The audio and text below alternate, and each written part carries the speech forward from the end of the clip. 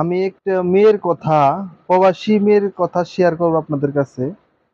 তো একটি প্রবাসী মেয়ে, আমাদের বাংলাদেশি মেয়ে, প্রবাস যে তার জীবনের যে ঘটনাটা ঘটছে, তো আপনারা আসলে শুনলে চোখ দিয়ে পানি ধরে রাখতে পারবেন না। তাহলে আপনারা ভিডিওটা মনোযোগ দিয়ে দেখুন। একবার বাবা আসে, একবার ছেলে আসে। আমি একটা রাত ঘুমাইতে পারি না ওদের যন্ত্রণায়। ওরা আমার রুমে এসে বেড শেয়ার করতে চায়, যদি আমি না করি তাহলে জোর জবরদস্তি করে, মারধর করে, আমার সাথে এরকম অবস্থা করে ওরা। আচ্ছা আপু, এই যে আপনি বললেন যে প্রবাসে গিয়ে আপনার সাথে এরকম কিছু নেক্কারজনক ঘটনা ঘটেছে, এখন আপনি কোন দেশে ছিলেন? দুবাই। দুবাই, আপনি দুবাই প্রবাসী ছিলেন। আচ্ছা, প্রথমত আপনি কিভাবে দুবাইতে গেলেন? আমাকে হচ্ছে প্রবীণ নামে একজন দালাল ছিল, উনি আচ্ছা আমাকে নিয়ে গেছে। আচ্ছা তো আমার কাছে কিন্তু 50,000 টাকা নিছে, আর আচ্ছা বাকি সব খরচ ওনাদেরই ছিল। আচ্ছা আমাকে বলছে যে ওইখানে হসপিটালের নার্স হিসেবে একটা জব দিবে। আচ্ছা তো এখানে যাওয়ার পর আমাকে কোনো জব টব দেয় না, আমাকে একটা বাসা বাড়িতে কাজে ঢুকাইয়া দিছে। আচ্ছা ওখানে কাজে ঢুকছি, তো কিছুদিন ভালোই ছিল, সবাই সবাই ভালো ছিল। কিছুদিন যাওয়ার পর থেকে ওই বাসার যে মালিক, উনি আচ্ছা হচ্ছে রাতের বেলা আমার রুমে যাইতো, বাজে ভাবে টাচ করতো, বাজে ভাবে ইশারা ইঙ্গিত করতো। আচ্ছা, আপনার মালিকের যে কোনো ওয়াইফ ছিল না? ওয়াইফ ছিল, উনি জব করে, তো বেশিরভাগ বাহিরেই থাকে। মানে ওনার ওয়াইফ জব করতো, বাইরে থাকতো? হ্যাঁ। সেই সুবাদে আপনার হচ্ছে রুমে ঢুকতো? আচ্ছা, ঢুকে আপনার সাথে অনৈতিক কার্যকলাপ করতে চাইতো, তাই তো? হ্যাঁ, তো আমি না করলে আমাকে মারধর করতো। আচ্ছা, তো এই বিষয়টা যখন তার ওয়াইফ যখন আসে, হ্যাঁ, তখন তার সাথে শেয়ার করেন নাই? আমি করতে পারি না, কারণ হচ্ছে ওইখানে তো আমি গেছি, এখানে চাইলে তো ওইখান থেকে আসতে পারবো না। যখন যদি বলতাম যে আমি এসব বলে দিব, তাহলে উনি আমাকে হুমকি দিত। আচ্ছা আচ্ছা, মেরে ফেলার হুমকি দিত? হ্যাঁ। আচ্ছা, এমনি তো মারধর করে, যাওয়ার বলতো যদি তোর এই আপাকে সব বলে দাস তাহলে কিন্তু তোর আর জান থাকবো না, অনেক কিছু বলতো। আচ্ছা, তো এই যে আপনি যেই করিম দালালের কথা বললেন, না কি জানো? হ্যাঁ, করিম দালালের কথা বললেন, হ্যাঁ, এই দালালের সাথে আপনার প্রথম পরিচয় কিভাবে? ওর সাথে এমনি হচ্ছে এলাকার অনেক মানুষদেরকে নিছে, আমাদের এলাকার না, আশেপাশের এলাকারই। তো হচ্ছে আমি বলছিলাম যে আমি বিদেশে যাইতে চাই। তো হচ্ছে আমার আবার এলাকার কিছুজন এসে বলছিল যে অমুক নামে একটা লোক আছে, তো উনি হচ্ছে এরকম মেয়েদেরকে পাঠাইতো বিদেশে, তুমি ওনার সাথে যোগাযোগ করতে পারো। তো ওরাই হচ্ছে ওই লোকের নাম্বার আমাকে দিছিল।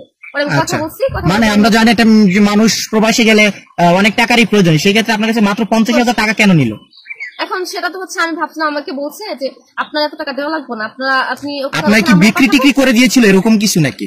এরকম কিছু এখন তো আমি এত কিছু চাই না, আমার কাছ থেকে জাস্ট 50,000 টাকা নিতে বলছে যে আর কোনো টাকা দেওয়া লাগবে না, সব খরচ ওরাই বহন করবে। আচ্ছা, তো এখন এই যে আপনি দুবাইতে কত বছর ছিলেন?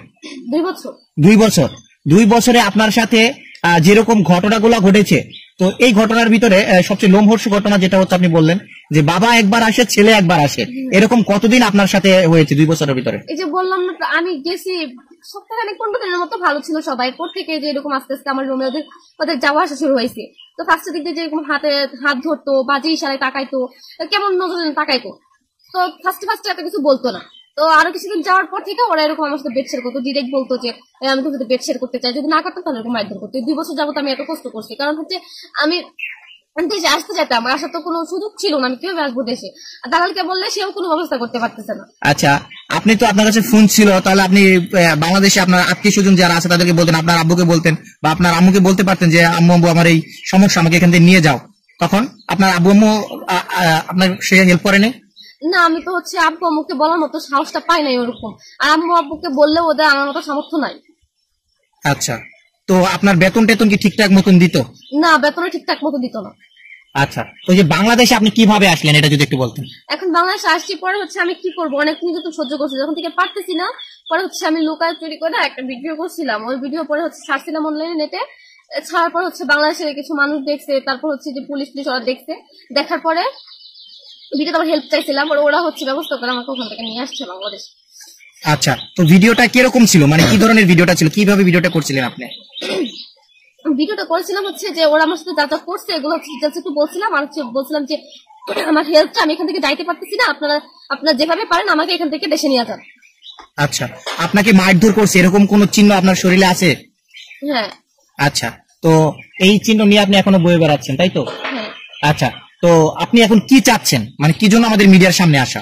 মিডিয়ার সামনে আসছি এই জন্য যে আমি তো হচ্ছে প্রবাসে গেছি, নির্যাতিত হয়েছি আমি ওইখানে, যে আমার মতো যেন কোনো মেয়ে, বাংলাদেশে কোনো মা বোন যেন নির্যাতিত না হয়, এরকম ঝামেলা যেন কখনো না পড়ে, ওদেরকে আমি সতর্ক করতে চাই, যেন কখনো এইসব দালালের হাতে পড়ে প্রবাসে না যায়।